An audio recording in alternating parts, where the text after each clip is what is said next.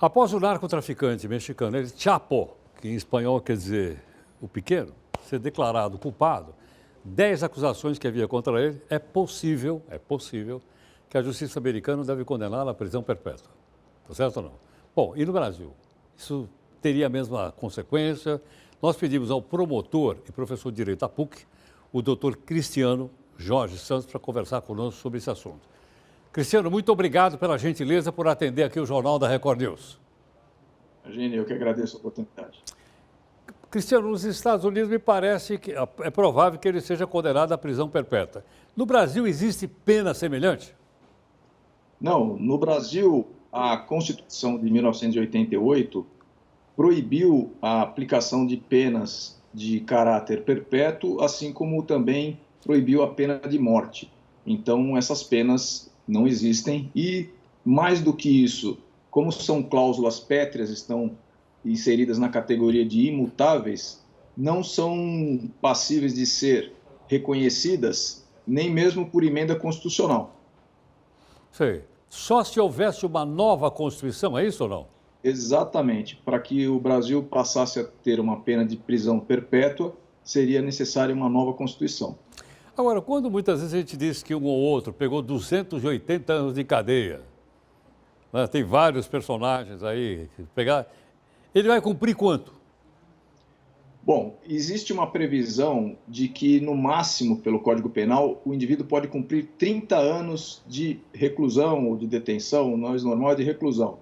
Porém, isso também é discutível, porque a depender do tempo que ele já cumpriu de pena, se ele praticar um novo crime dentro do presídio, por exemplo, então ele pode ter o restante da pena somado à nova condenação, e daí resultar o cumprimento de pena superior a 30 anos. Agora, quando a gente fala em 250, 300 anos de pena, nós não podemos esquecer também que no Brasil vigora o sistema da progressão de penas. Então, decorridos um sexto, a depender do crime, ou 2/3 da pena, ele pode progredir para um regime mais brando.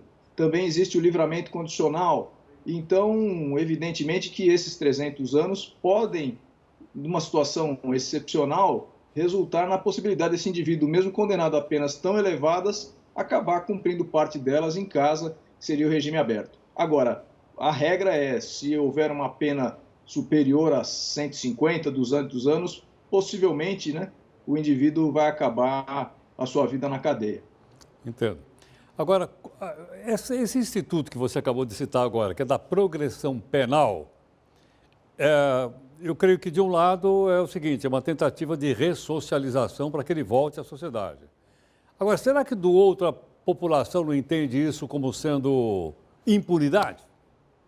Bom, eu acho que a população está certa nesse ponto, porque, a bem da verdade, se você falar de um regime aberto, ou seja, a pessoa vai cumprir a sua pena no seu domicílio, porque não existe a casa do albergado prevista em lei, então ele vai ficar em casa cumprindo a pena. Mas o pior, Heródoto, não é isso, é que ele não fica em casa cumprindo a pena na maioria das vezes, porque não existe controle.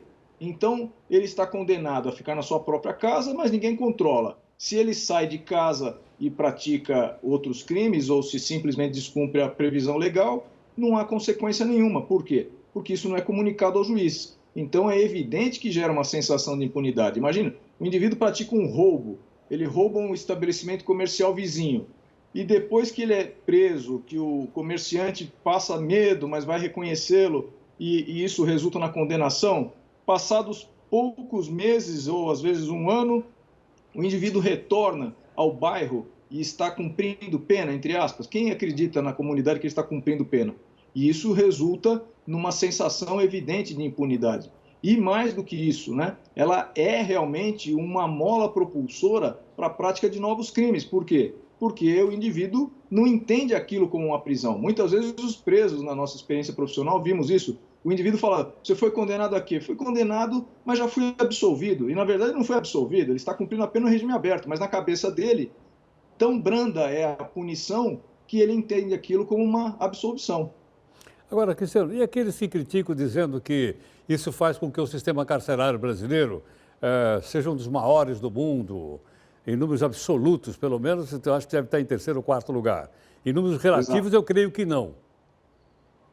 Na verdade, existem várias críticas a essas estatísticas, né? Primeiramente, por conta disso que você bem afirmou, ou seja, o que se leva em conta é o número absoluto da população, quando na verdade se deve levar em conta proporcionalidade com relação ao número de habitantes. Agora, no nosso caso, também esses números divulgados no último governo também refletem uma pouca precisão técnica. Por quê? Porque incorpora no número de cumprimento de pena as pessoas que estão no regime aberto e que são uma quantidade significativa de pessoas. Então, quando você fala que o indivíduo está cumprindo pena, mas ele está em casa, isso não significa que ele está ocupando vaga no regime prisional. Entendi. Professor, obrigado pela gentileza por atender o Jornal da Record News.